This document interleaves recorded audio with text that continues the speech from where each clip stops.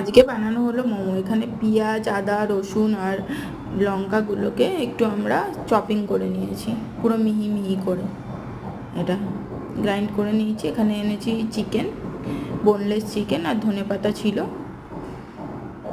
চিকেনটার সব কিছু মিলিয়ে এবার আমরা এটাকে মিক্স করে নিচ্ছি। নুন, অল্প সয়া সস আর ভিনিগার, একটু স্বাদ মতো চিনি, এইসব দিয়ে এটাকে ম্যারিনেট করে দেওয়া হলো।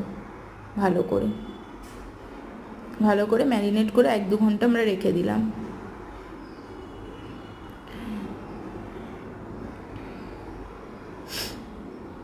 স্বাদ মতো চিনি দেওয়া হচ্ছে। ম্যারিনেট করে রাখার পর এখানে হয়ে গেছে। এবার পাতলা করে ডোটাকে করে এর মধ্যে পুর ভরে নিয়ে তারপর এটাকে একটা আমরা গামলার মধ্যে জল দিয়ে, স্টেনলেস স্টিলের, ওর মধ্যে মোমোগুলোকে দিয়ে স্টিম